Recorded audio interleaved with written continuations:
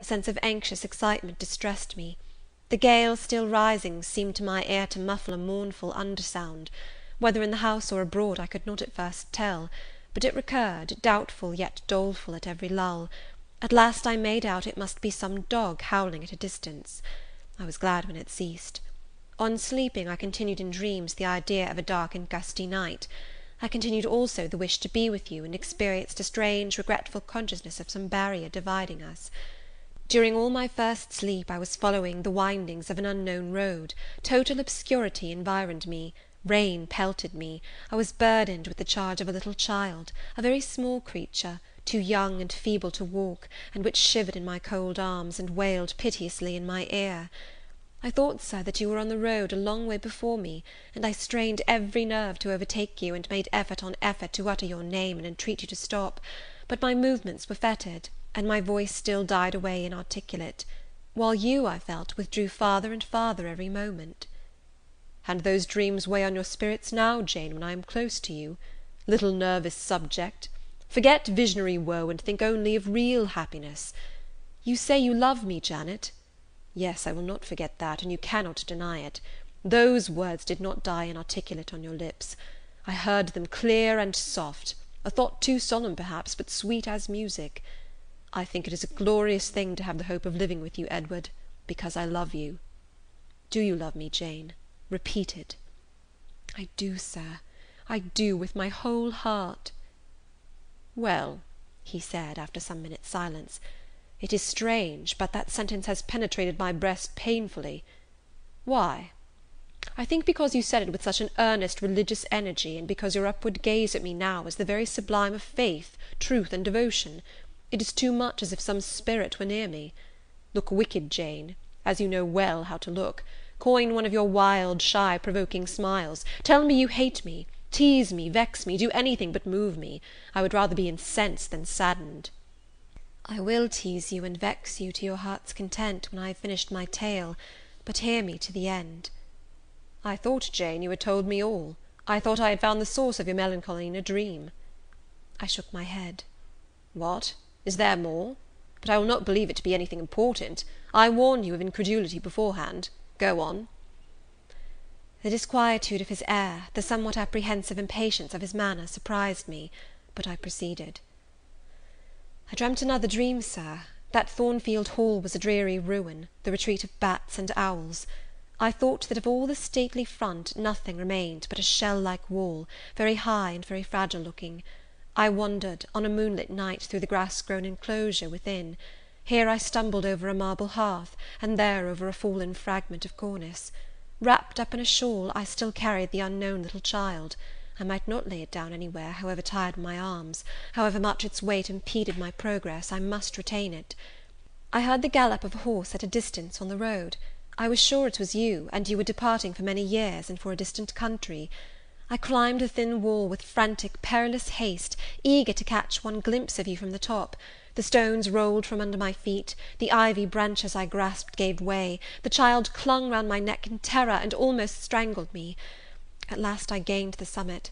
I saw you like a speck on a white track, lessening every moment. The blast blew so strong I could not stand. I sat down on the narrow ledge. I hushed the scared infant in my lap. You turned an angle of the road. I bent forward to take a last look. The wall crumbled. I was shaken. The child rolled from my knee. I lost my balance, fell, and woke. Now, Jane, that is all? All the preface, sir. The tale is yet to come. On waking, a gleam dazzled my eyes. I thought, oh, it is daylight. But I was mistaken. It was only candlelight. Sophy, I supposed, had come in. There was a light in the dressing-table, and the door of the closet, where, before going to bed, I had hung my wedding dress and veil, stood open. I heard a rustling there. I asked, Sophy, what are you doing? No one answered, but a form emerged from the closet. It took the light, held it aloft, and surveyed the garments pendant from the portmanteau. Sophy, Sophy, I again cried, and still it was silent. I had risen up in bed. I bent forward. First surprise, then bewilderment came over me, and then my blood crept cold through my veins. Mr. Rochester, this was not Sophy, it was not Leah, it was not Mrs. Fairfax, it was not No, I was sure of it, and am still. It was not even that strange woman, Grace Poole. It must have been one of them, interrupted my master. No, Sir, I solemnly assure you to the contrary. The shape standing before me had never crossed my eyes within the precincts of Thornfield Hall before. The height, the contour, were new to me. Describe it, Jane. It seemed, Sir, a woman, tall and large, with thick and dark hair hanging down her back. I knew not what dress she had on. It was white and straight; but whether gown, sheet, or shroud, I cannot tell. Did you see her face? Not at first; but presently she took my veil from its place. She held it up, gazed at it long, and then she threw it over her own head, and turned to the mirror. At that moment I saw the reflection of the visage and features quite distinctly in the dark oblong glass. And how were they? Fearful and ghastly to me. Oh, Sir, I never saw a face like it. It was a discoloured face. It was a savage face. I wish I could forget the roll of the red eyes and the fearful blackened inflation of the lineaments. Ghosts are usually pale, Jane. This, Sir, was purple. The lips were swelled and dark, the brow furrowed, the black eyebrows widely raised over the bloodshot eyes. Shall I tell you of what it reminded me? You may. Of the foul German spectre, the vampire. Ah, what did it do? Sir, it removed my veil from its gaunt head, rent it in two parts, and flinging both on the floor, trampled on them. Afterwards? It drew aside the window curtain and looked out.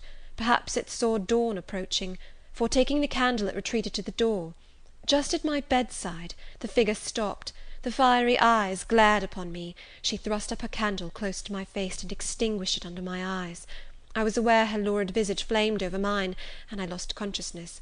For the second time in my life, only the second time, I became insensible from terror. Who was with you when you revived? No one, Sir, but the broad day. I rose, bathed my head and face in water, drank a long draught, felt that though enfeebled I was not ill, and determined that to none but you would I impart this vision. Now, Sir, tell me who and what that woman was. The creature of an overstimulated brain, that is certain. I must be careful of you, my treasure. Nerves like yours were not made for rough handling. Sir, depend upon it, my nerves were not in fault. The thing was real. The transaction actually took place. And your previous dreams, were they real too? Is Thornfield Hall a ruin? Am I severed from you by insuperable obstacles? Am I leaving you without a tear, without a kiss, without a word? Not yet. Am I about to do it? Why, the day is already commenced which is to bind us indissolubly, and when we are once united there shall be no recurrence of these mental terrors, I guarantee that. Mental terrors, Sir? I wish I could believe them to be only such. I wish it more now than ever, since even you cannot explain to me the mystery of that awful visitant. And since I cannot do it, Jane, it must have been unreal. But, Sir, when I said so to myself on rising this morning, and when I looked round the room to gather courage and comfort from the cheerful aspect of each familiar object in full daylight, there, on the carpet, I saw what gave the distinct lie to my hypothesis, the veil, torn from top to bottom in two halves. I felt Mr. Rochester start and shudder. He hastily flung his arms round me. "Thank God," he exclaimed, "that if anything malignant did come near you last night, it was only the veil that was harmed. Oh, to think what might have happened!" He drew his breath short, and strained me so close to him I could scarcely pant. After some minutes' silence, he continued cheerily, "Now, Janet, I'll explain to you all about it. It was half dream, half reality. A woman did, I doubt not, enter your room, and that woman must have been, Grace Poole. You call her a strange being yourself. From all you know, you have reason so to call her. What did she do to me? What to Mason? In a state between sleeping and waking, you noticed her entrance and her actions; but feverish, almost delirious as you were, you ascribed to her a goblin appearance different from her own. The long dishevelled hair, the swelled black face, the exaggerated stature, were figments of imagination, results of nightmare. The spiteful tearing of the veil was real, and it is like her. I see you would ask why I keep such a woman in my house. When we have been married a year and a day, I will tell you, but not now. Are you satisfied, Jane? Do you accept my solution of the mystery?" I reflected. and in truth it appeared to me the only possible one. Satisfied I was not, but to please him I endeavoured to appear so. Relieved I certainly did feel, so I answered him with a contented smile. And now, as it was long past 1, I prepared to leave him. "Does not Sophy sleep with Adele in the nursery?" he asked, as I lit my candle. "Yes, sir." "And there is enough room in Adele's little bed for you. You must share it with her to-night, Jane. It is no wonder that the incident you have related should make you nervous, and I would rather you did not sleep alone. Promise me to go to the nursery." "I shall be very glad to do so, sir." "And fasten the door securely on the inside.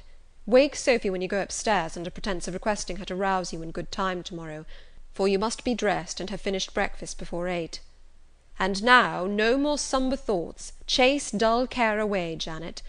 Don't you hear to what soft whispers the wind has fallen? And there is no more beating of rain against the window panes. Look here." He lifted up the curtain. "It is a lovely night." It was. Half heaven was pure and stainless. The clouds, now trooping before the wind, which had shifted to the west, were filing off eastward in long silvered columns. The moon shone peacefully. "Well?" said Mr. Rochester, gazing inquiringly into my eyes. "How is my Janet now?" "The night is serene, sir, and so am I." "And you will not dream of separation and sorrow to-night, but of happy love and blissful union?" This prediction was but half fulfilled. I did not, indeed, dream of sorrow, but as little did I dream of joy, for I never slept at all. With little Adele in my arms, I watched the slumber of childhood, so tranquil, so passionless, so innocent, and waited for the coming day. All my life was awake and astir in my frame, and as soon as the sun rose, I rose too. I remember Adele clung to me as I left her. I remember I kissed her as I loosened her little hands from my neck, and I cried over her with strange emotion, and quitted her because I feared my sobs would break her still sound repose. She seemed the emblem of my past life, and here I was now to array myself to meet the dread but adored type of my unknown future day. End of Chapter 25.